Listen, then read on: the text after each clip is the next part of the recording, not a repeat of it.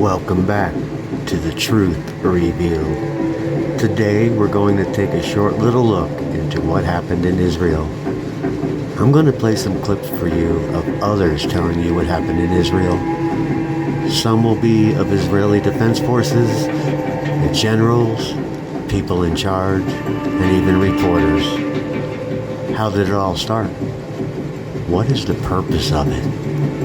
What are they looking to accomplish? In this short little video, I'm going to compile a bunch of different little interviews and segments for your viewing pleasure. Don't forget to place your comments in the comments section below. And don't forget to subscribe and like and hit that notification bell. And hit that all so that you will get to know when all my videos post. With that being said, let's just jump right on into it.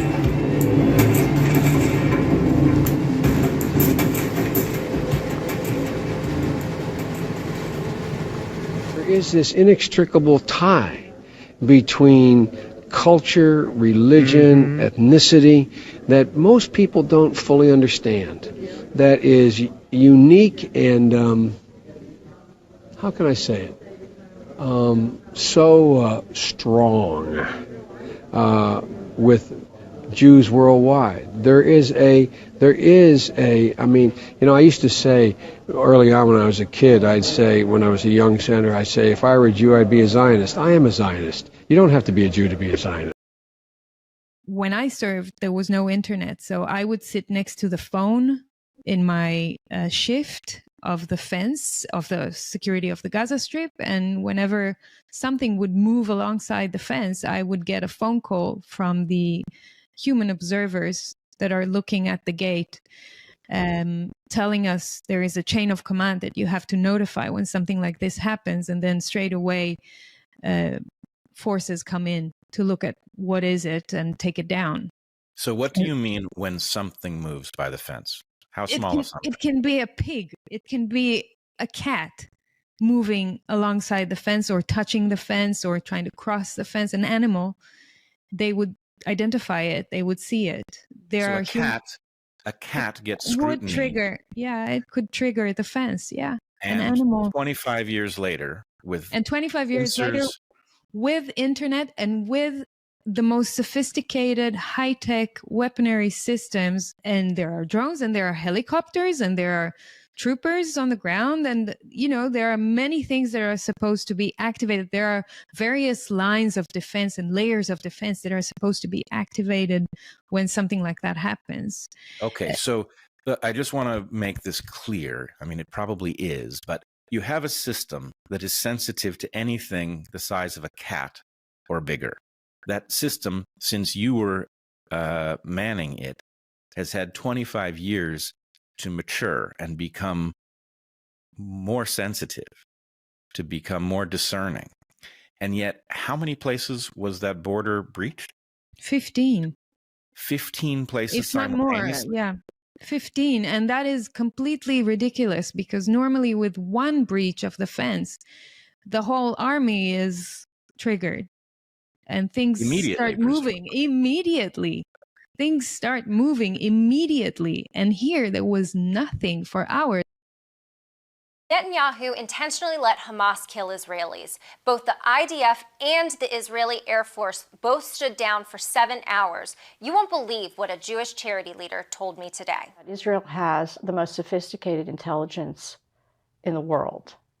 There was no way the government didn't know that that was going to happen. We're friendly with several good people in Israel. One is Rabbi Hanania Weissman. He knows a lot of people in Israel. He knows confidential sources that he shared with us their information about the stand-down order. And he sent out a missive that, indeed, the IDF was given stand-down orders, both the Army and the Air Force, 7 hours to stand down while those attacks took place. And this allowed the terrorists to come in and begin slaughtering and torturing the citizens. Personally, I think that this situation is akin to a family keeping a rabid dog in their home and then blaming the dog when the baby gets bitten. The parents needed to remove the dog many weeks ago, right, before the dog had a chance to injure somebody in the family. So I look at the government of Israel, and they really needed to make sure that these people did not proliferate on their borders. And so they are held partially accountable for having... Bibi is a murderer. That's what the people behind me are chanting. Bibi is a murderer. So high here that people are blaming Prime Minister Benjamin Netanyahu for getting into this mess, for thinking about his own political situation for the past number of years, and not about protecting the citizens of the south of this country. To be fair, we had helped to create the problem we're now fighting. How? Because when the Soviet Union invaded Afghanistan, we had this brilliant idea that we were going to come to Pakistan and create a force of mujahideen, equip them with Stinger missiles and everything else to go after the Soviets inside Afghanistan. And we were successful. The Soviets left Afghanistan, and then we said, great, goodbye, leaving these trained people who were fanatical in Afghanistan and Pakistan, leaving them well armed, creating a mess, frankly, that at the time we didn't really recognize. We were just so happy to see the Soviet Union fall, and we thought, okay, fine, we're okay now. Everything's going to be so much better. Now you look back, the people we're fighting today, we were supporting in the fight against the Soviets. A quick message to the American people. I know sometimes when things are said coming from Africa, people do not tend to take it seriously overseas. But I would just like you to take a minute and listen, because we have been following some of these issues for quite a while ourselves here. What you call the deep state in the US, the deep state with all these conspiracy theories about assassination of your leaders or people disappearing, JFK and all that. Well, the deep state is Israel. And what you call the uniparty is Israel. What you also call the swamp, Israel. Thank you. I think there's a resurgence of anti-Semitism because at this point in time, Europe has not yet learned how to be multicultural. And I think we're going to be part of the throes of that transformation, which must take place. Europe is not going to be the monolithic societies that they once were in the last century. Jews are going to be at the center of that. It's a huge transformation for Europe to make. They are now going into a multicultural mode, and Jews will be resented because of our leading role. But without that leading role and without that transformation, Europe will not survive. And the one idea is how we are going to exterminate white people, because that, in my estimation, is the only conclusion I have come to. We have to exterminate white people off of the face of the planet to solve this problem. There are two issues at the top of our agenda at the very moment. One is the unbelievably important immigration debate in this country, to make sure that immigrants from around the world, particularly those from south of our border, have a chance here. My concern is doing away with whiteness. Whiteness is a form of racial oppression, sure. The suggestion is that it is somehow possible to separate whiteness from oppression, and it is not. There can be no white race. Essentially what you're saying is that in these both you're together with both Muslims yes. and people of other denominations. And we see ourselves together, fighting together with our Muslim brothers who want a free Europe, who want a peaceful Europe, who want to integrate like our forefathers integrated in Western Europe 120 years ago, and they are our natural allies. Quel est l'objectif? Ça va faire parler, mais l'objectif, c'est relever le défi du métissage. Défi du métissage que nous adresse le XXIe siècle. Ce n'est pas un choix, c'est une obligation, c'est un impératif. On ne peut pas faire autrement. AJC has always worked on the premise that as a minority, Our security, our strength, our well-being in America is interdependent with those of other minorities. This is a Jewish issue. It is very much a Jewish issue. The honourable gentleman says that he's going to take in 20,000 refugees over 5 years.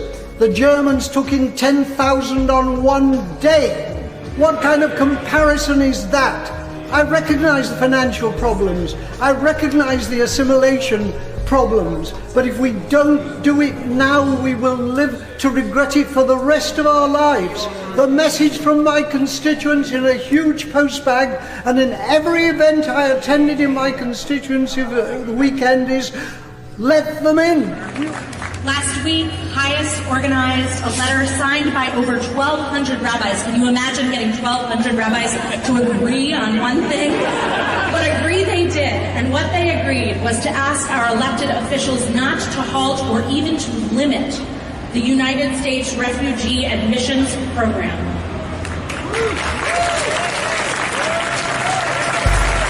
And it's not just HIAS. Jewish organizations of all kinds across the spectrum of Judaism are issuing statements in support of refugees. These have included the Orthodox Union, the U.S. Holocaust Memorial Museum, and so many of the Jewish organizations that you heard are co-sponsors of this event this evening. HIAS works with affiliates throughout the United States, and so many of those affiliates are partnering with local Muslim organizations. I've always believed that Britain is a country of migrants. I'm Jewish. Some of my family came in the late 19th century. I'm Sephardi on my mother's side. Meine Damen und Herren, ich rufe Sie auf an der Demonstration Schöner Leben ohne Nazis. Vielfalt ist unsere Zukunft am 6. Juni in Neuruppin um 10 Uhr teilzunehmen. Wir müssen uns gegen die Nazis stellen. Schon aufgrund unserer Geschichte zwischen 1933 und 1945 sind wir verpflichtet, Flüchtlinge anständig zu behandeln. Außerdem muss deren Leben gerettet werden im Mittelmeer. Und es muss einen legalen Weg geben, um in Europa Asyl zu beantragen. Auch Länder wie Polen, sehr katholisch übrigens, müssen bereit sein, Flüchtlinge aufzunehmen. Dann gibt es ja noch was. Jedes Jahr sterben mehr Deutsche als geboren werden. Das liegt zum Glück daran, dass die Nazis sich auch nicht besonders vervielfältigen. Und schon deshalb sind wir auf Zuwanderer aus anderen Ländern angewiesen. Bis zum 6. Juni. How do you now see the future of the issue of immigration developing now across the whole of the European continent, based on what you're seeing there in Germany? This is a very good point, because immigration is the future. You cannot work and live in a globalized world, in the middle of the world, in Europe, without immigration and moving populations. So you have to really make a good policy of immigration all over Europe. And we see this, that the history of Europe, with this long history of nationalism and small countries, is now getting into a crisis. So this will need a long time to make it better. But you have to confront this. You have to really change the policy of immigration inside Europe. This is very important. You have to adapt the educational system and adapt all the self-understanding of the states. They are not anymore only white or only Swedish or only Portuguese or only German. They are multicultural places in the world. Le Mashiach viendra que quand Édom, l'Europe, la chrétienté sera totalement tombée. Donc je vous pose la question, c'est une bonne nouvelle que l'islam envahisse l'Europe? C'est une excellente nouvelle, ça annonce la venue de Mashiach. The Census Bureau just reported that for the first time in U.S. history, minorities now seem to be surpassing white folks in births. And the forecast is that white folks are on track to becoming, and I hate to say this, the minority in America in about 40 years. There's a second thing in that black box.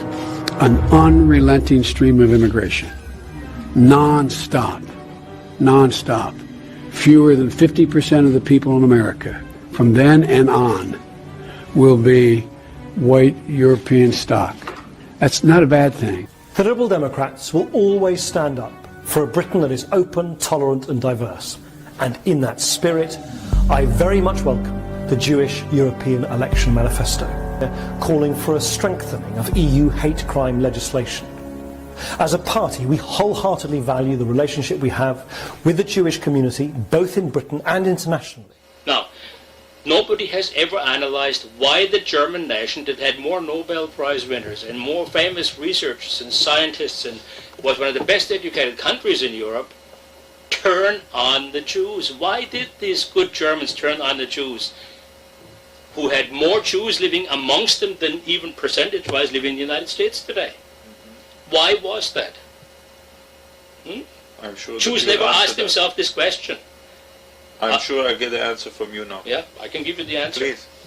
Because they displayed the same voracious ethnocentrism, power-grabbing, influence peddling, buying of politicians, dominating of the public airwaves and the public media in Germany and so on, that they display in the United States. And I'm not much of a prophet, but that much I can say based on history, that in the United States, mark my word, you will have Weimar conditions and you'll have solutions to the Weimar conditions. It will be very similar to what happened in Germany. States? Whatever the Holocaust war, you've got one in your future. Really? That's right. If you look at East Germany, how quickly it collapsed, or the former Soviet Union, how quickly it collapsed with all its secret services, spy agencies, NKVD and Stasis, it imploded so quickly, I have no idea. But there is no doubt in my mind that if you look at history and the trends in history, the United States is heading in the same direction. And there's only one difference. In the United States, there are enough guns out on the street and enough lawlessness in the public and a revolutionary spirit that founded that republic. This is not Germany, where the only people that had guns were hunters and soldiers and policemen. The United States is armed to the teeth. They have a spirit of revolution in their blood. They are heroes, are people who turned against what they call tyranny and foreign occupiers and so on. I'm saying to you that Adolf Hitler was an organic outgrowth of Jewish behavior and Jewish ethnocentrism in the heart of Europe. That's right. Because there is no anti-Semitism without Semitism. The one presupposes the other. Anti-Semitism only arises, and I'm not the one who invented that. Look at Theodor Herzl. Study Theodor Herzl's concept, And every time when Jews were unhappy and wanted to have a place of their own and express themselves and so on, a reaction set in. Why not? They were, the way they behaved, irritants. And so this is what anti-Semitism means. First there is Semitism, and then there's anti-Semitism, which of course is a misnomer because the Khazars of Eastern Europe are not Semites, but nevertheless we're talking about the propaganda term anti-Semitism. So Hitler was created. Today we're talking with Miko Peled, a former Israeli soldier who now advocates for peace, and he's the author of The General's Son, Journey of an Israeli in Palestine. Miko, thank you so much for joining us today. There is widespread support across the Israeli political spectrum for current actions. You're a real standout. Tell us how you see things at this moment. Sure. Well, thank you for having me. I want to start off by saying that there was no Hamas terror attack on October the 7th. Palestinian fighters came out of the Gaza Strip, one of the most oppressed and poor places on the face of the earth. And after decades and decades of suffering, violence and brutality, not to say savagery, at the hands of Israel, and a cruel and unreasonable, needless siege on the Gaza Strip, they came out and they managed to almost take over half of what is Israel today, and to paralyze the state of Israel for weeks. And so that is I believe a more accurate description of what took place. The state of Israel was caught off guard.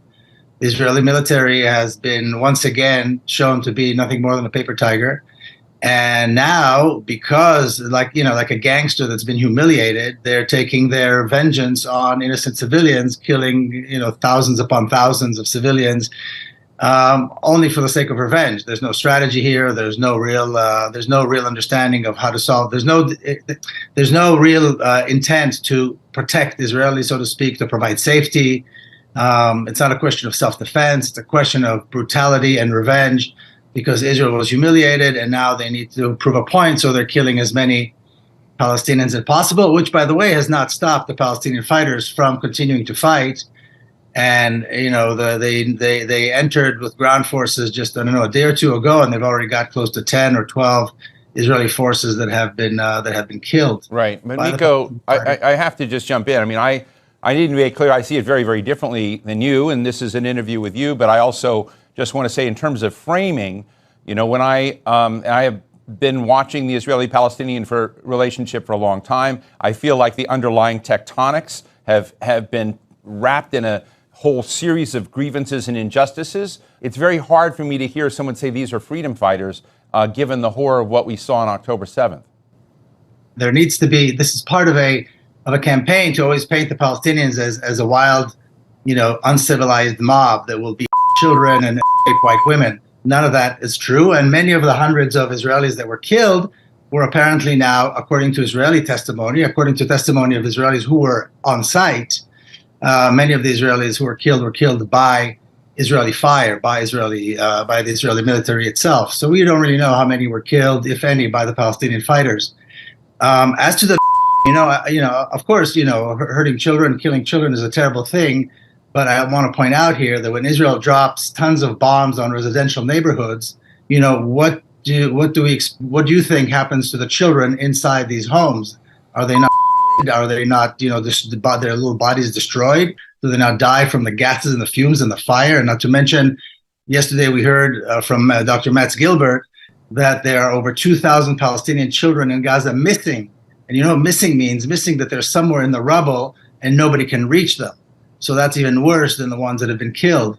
So the savagery here is not what we see on the Palestinian side. The stories of savagery that were perpetuated in the beginning were proven to be lies. We have seen a consistent policy of savagery and murder of civilians, not to mention of children, if you want to talk about that. I don't want to get too descriptive here. What happens with the phosphorus and so on when it falls on the small bodies of children.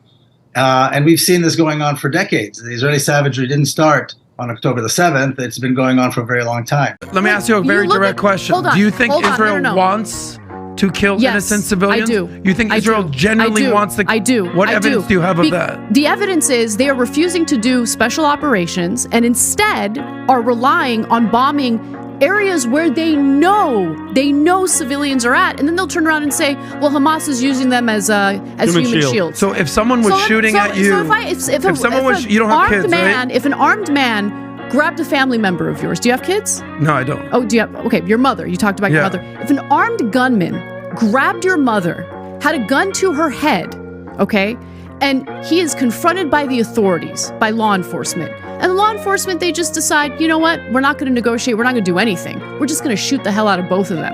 And then they come to you and say, well, your mother, sorry, was a human shield. Would you accept that argument? That's not the question, though. Would you accept that argument? You're making up a random story that what my mother is held captive. Hamas using Palestinians as human shields is not a justification to indiscriminately bomb the hell out of that region, knowing full well that the majority of people who are going to end up dying are not Hamas militants who are underground in the tunnels, okay? Okay, it's the innocent civilians who are going to lose.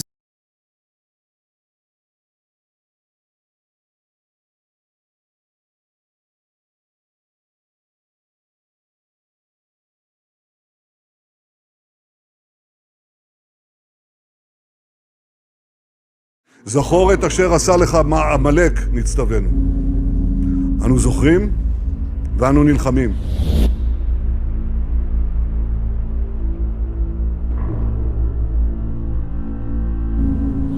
It's an entire nation out there that is responsible. It's not true. This rhetoric about civilians not aware, not involved, it's absolutely not true. אין חשמל, אין מזון, אין מים, אין דלק. הכל סגור. אנחנו נלחמים בחיות אדם ואנחנו נוהגים בהתאם. very puzzled by the constant concern which the world is showing for the Palestinian people and is actually showing for these horrible, inhuman animals who have done the worst atrocities that this century has seen. עזה לא תחזור להיות מה שהייתה, וחמאס לא יהיה. חסל את הכל. مع هيك وحوش بشرية رايحين نتعامل كيف لازم. إسرائيل فرضت إغلاق كامل على غزة. هناك إسرائيليون يعني وصفوا الفلسطينيين في غزة وصفوهم بأنهم حيوانات بل أقل من حيوانات. أنا لا أسويهم بالحيوانات لأن هذا تحقير للحيوانات. هذا رأيك دكتور مردخاي؟ نعم هذا رأيي. תכסחו אותם כמה שיותר, שלא נשים מהם זכר. שלא הם, לא אמא שלהם, לא הילדה שלהם, לא התינוקות שלהם. אסור להם לחיות לחיות האלה. יש לך שכן ערבי, אתה לא תחכה שהוא יבוא אליך הביתה. תיכנס אליו הביתה ותירם.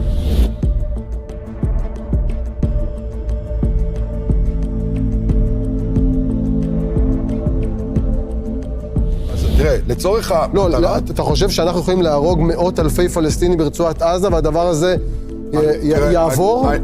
תראה, עכשיו בתקשורת הזרה יוצאת הודעה בשם ישראל שמיליון פלסטינים כבר ירדו מדרום הרצועה דרומה, וכל מי שנשאר שם נחשב כמחבל.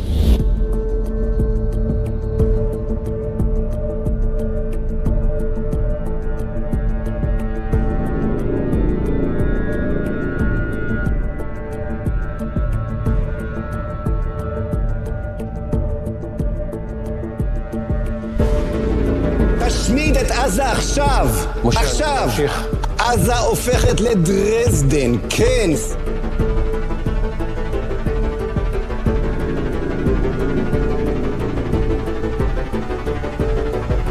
הארץ שלנו, כל הארץ, כולל עזה, כולל לבנון, כל הארץ המובטחת.